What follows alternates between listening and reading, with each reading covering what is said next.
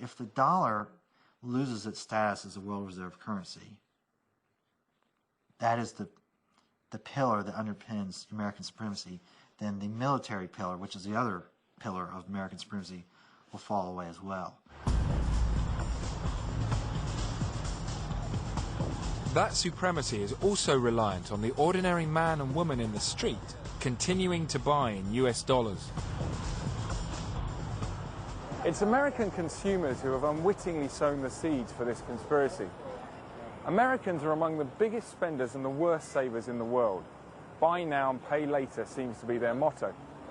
US national debt is now $7.7 trillion, and the entire debt of the whole country is an incredible $43 trillion.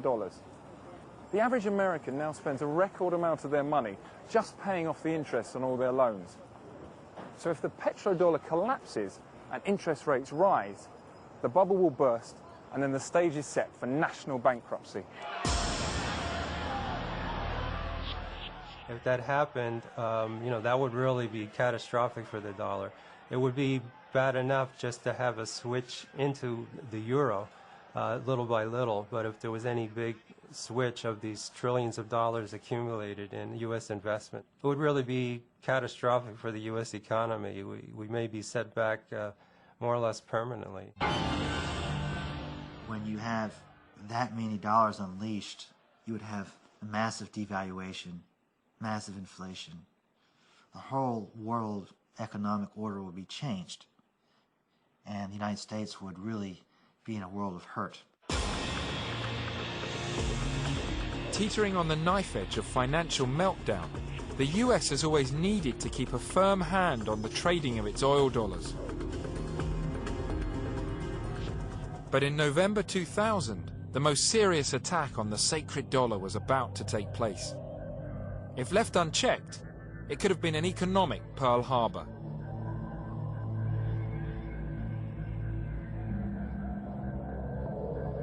After years of struggling under crippling sanctions, Saddam Hussein decided to use the one WMD that no one had ever looked for or even thought about: the euro. There was a guy once named Saddam Hussein who said, I'm kind of mad the United States bombing me, and Britain too, so I'm going to sell oil in the euros. Came out and said that in the fall of 2000. It's a big secret here in the United States. With the mighty dollar's position as the world #1 suddenly under threat, did a ripple of fear go through the Bush administration?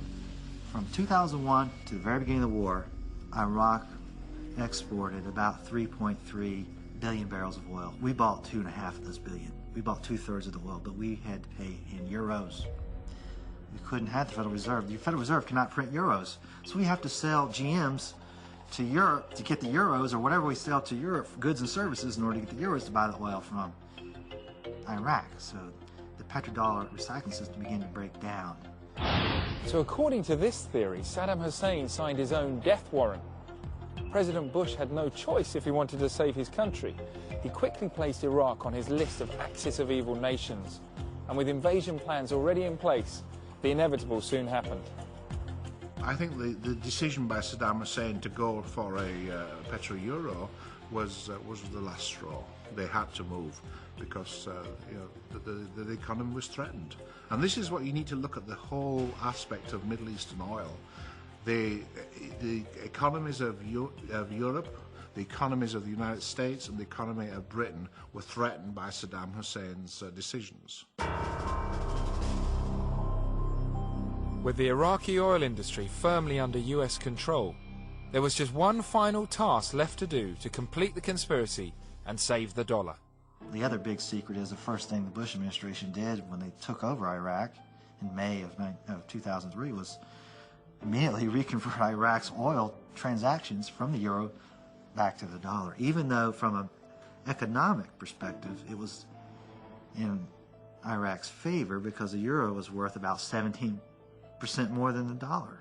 So he basically wiped out 17% of their entire profits by going back to the dollar. While all this was happening, the American public was given very little information about how important oil and the petrodollars were to the US. So was there also a media conspiracy? Absolutely. Was there a media conspiracy? Absolutely. But you have to understand how the media works in Washington. If you go against this administration, they pull your credentials tomorrow. There are some of the leading reporters have been told, you're asking the president too many hard questions. And they've been said, if you don't stop asking these hard questions, you will have your credentials pulled. If you get your credentials pulled, you don't go to press conference in the White House. The reporters know the rules. Even those who are sympathetic and who understand the truth and the reality also recognize that should they try to project the voice or allow the voice of those who have the position not of the loyal opposition to the empire, but those who really are exposing the empire, that they will be silenced themselves. Re-elected for a second term of office, George W. Bush seems intent on staying in Iraq and keeping control of the country's oil. The petrodollar appears to be safe, but one other country has dared challenge the US control of the black gold.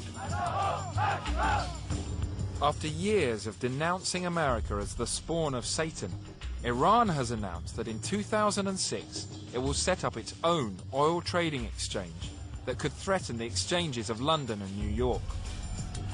Worse news for Bush and his all-conquering dollar is that Iran intends to invite all of the world's oil producers to trade their oil in euros. The same scenario that happened in Iraq is beginning to repeat itself. I'm afraid it's deja vu. This is what we've done with Iraq. Guess what? They are up for a big surprise. Iran is unlike Iraq. Population-wise, Iran is more than double Iraq. As far as the terrain and the territory, it's a harsher country. You know, it's mountainous, resistance could be incredible. They were hoping that the invasion of Iraq would send a message to other countries that are contemplating going off the dollar standard. You know, that obviously hasn't worked out the way they intended it to. So it remains to be seen how far they're prepared to go in order to protect dollar hegemony. And the unthinkable is already starting to happen. Saudi Arabia, which has the world's largest oil reserves, is showing an interest in switching its oil trades into euros. If Saudi Arabia makes the switch to euros, all other oil-producing countries will follow suit. Is the US going to let this happen? Is America going to stand by and let countries switch to euros, so America then loses its place as the world's superpower and loses all the money it gets in petrodollars? And if not, how far is the US going to go to stay number one? We could look upon the invasion of Iraq as a good thing. On the other hand, we could look at it at the beginning of World War III.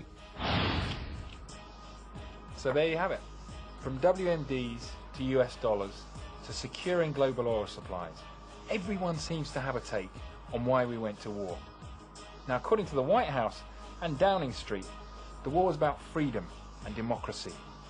But according to one explanation, an alternative theory, it was a huge conspiracy designed to secure nothing less than US global supremacy.